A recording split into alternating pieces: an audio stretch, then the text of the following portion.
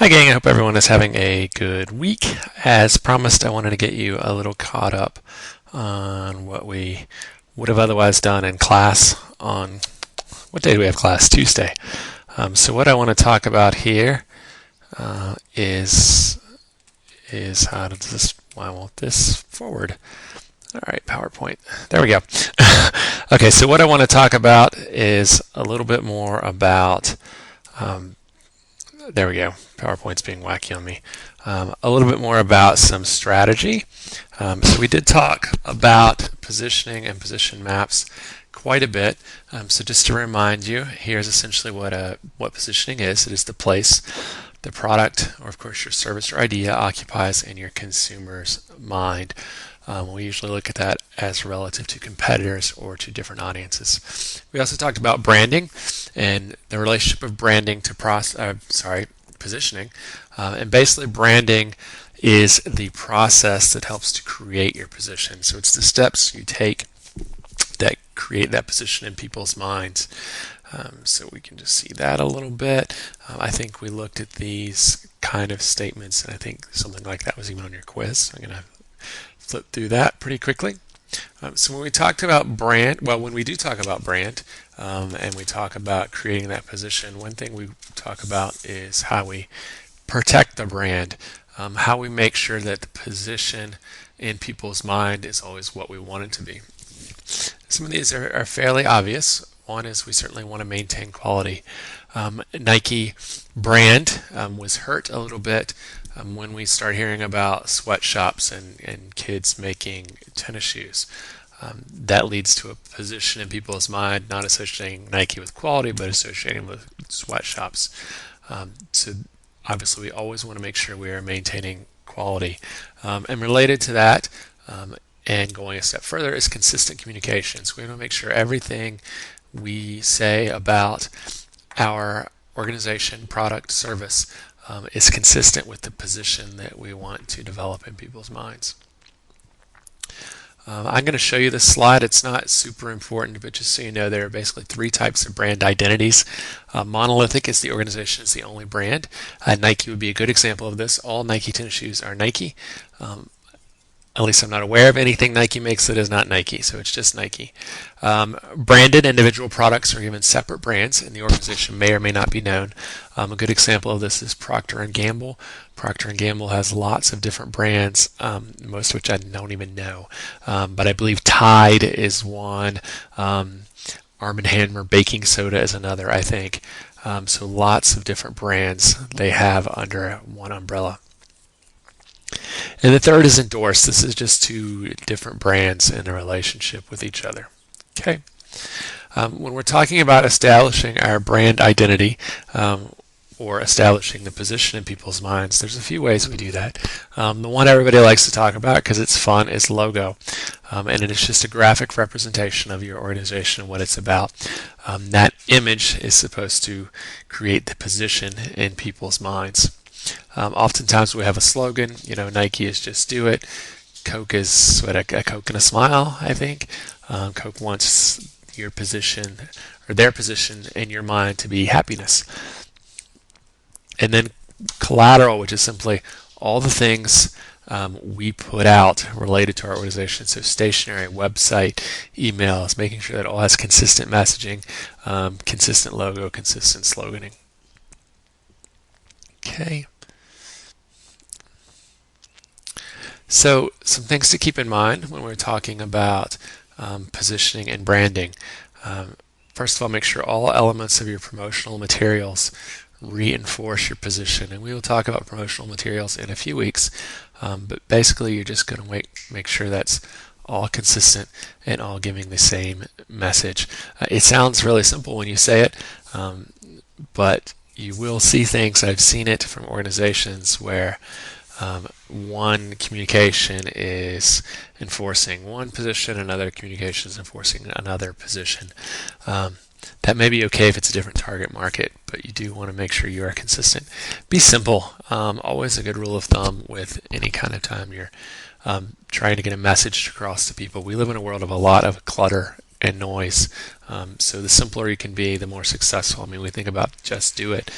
as one of the most simple and succinct slogans we have, and it has certainly been very effective in making Nike memorable and creating a position of Nike in your head as being an active company. Position to individual markets, I kind of touched on that a second ago. Every target market is unique. Every target market may have a different position you are trying to create. Oftentimes there is a big picture position and a target market position. They may be the same, but you do at least want to consider, could they be different? Price, which is something we often like to put on a position map because it's easy to think about. Just be careful to position if you ever choose to position on price, because it can easily be preempted. A competitor can easily come in and go cheaper than you. Okay, we said that. Okay, obviously, deliver on your positioning statement. Deliver on any promise. A positioning statement is essentially a promise. If you are positioning on quality, make sure you are producing a quality service.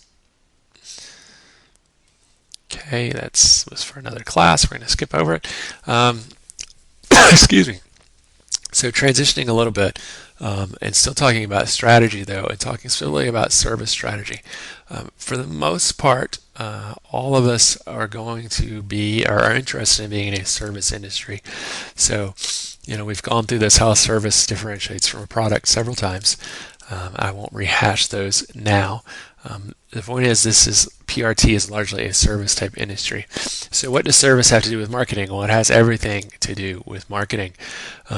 Anytime you get bad service, whether that's you're at a fitness center and the front desk clerk doesn't know the answers to your questions, or you have a complaint and you're ignored, that is bad marketing. That is creating a position in people's minds that is negative, that you are poor customer service. So let's talk a little bit more about, excuse me, grab a drink of water, just one second.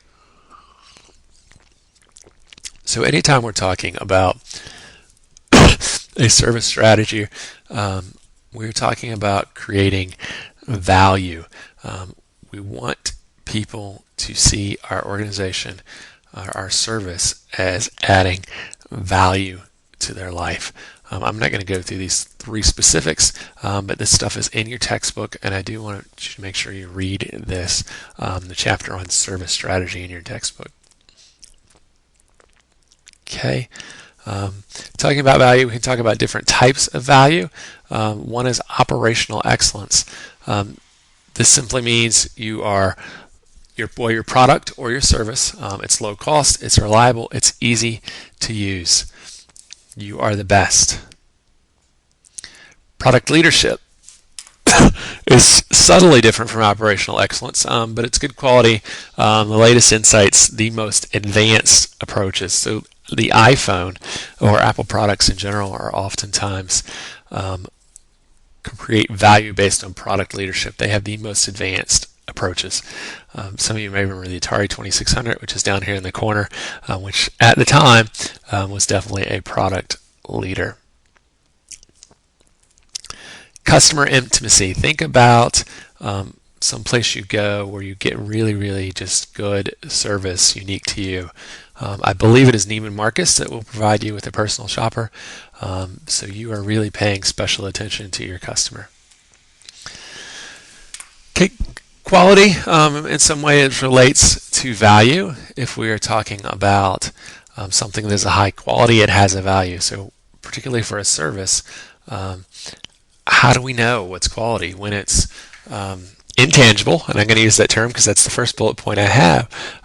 It's fluctuating demand, it's inseparable, all those things. How do we know, or how does the customer know it's of high quality? So one thing that is tangible is your facilities, your equipment, the look of your personnel.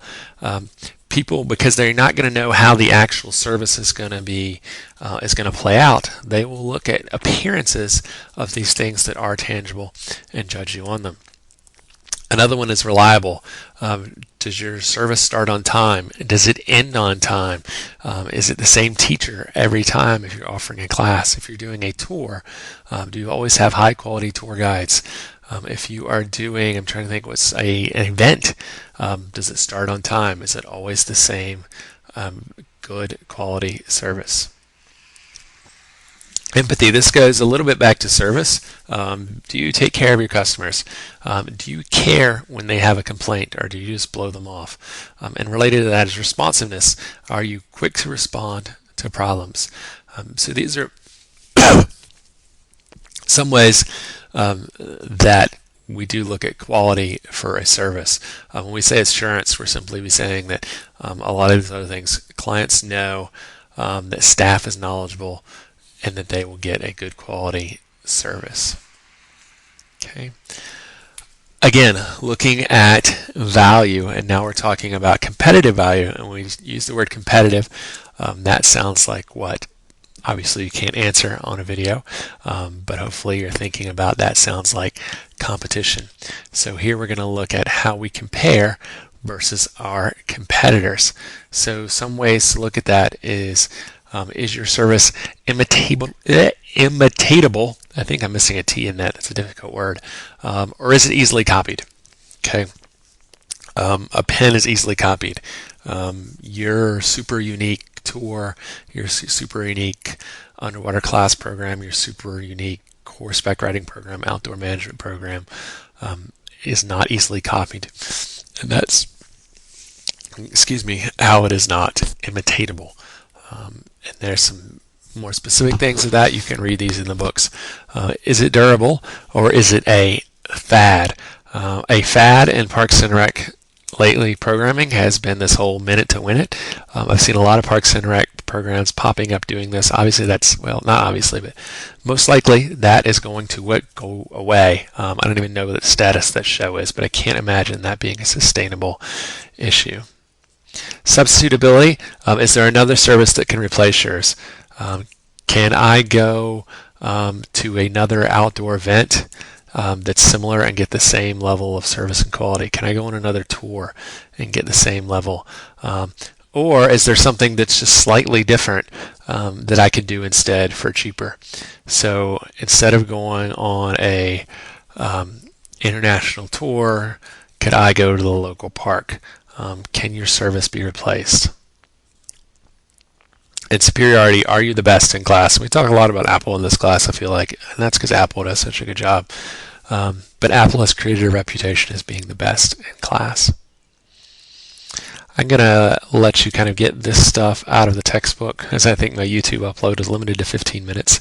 And I want to make sure I don't overdo that. But again, when we're talking about service, I'll touch on this briefly. You really want to have a vision of a high quality service. You want to emphasize it to your employees, your coworkers, that service is important. For those of you who did the programming class, we did values. Those are really important to make sure people know what they're getting. If you saw that next slide, it says quiz review. These are my slides from last semester, which obviously timing, because there's different number of weeks, was a little different. So that's a really quick splash of some more about strategy and creating value. There are now going to be some, this is going to be the first time I've done this, but some online quiz questions for you about this information. That's either going to come from my little chat here or the chapters in the book, which unfortunately I do not have with me. It's at my office and I'm at home. But the chapters on service strategy and creating value, I think, is the other one. I think it's 5 and 6, but I'm not positive. So do make sure you read those. If you have any questions, let me know, and have a great, fantastic week. I'll see you on Tuesday.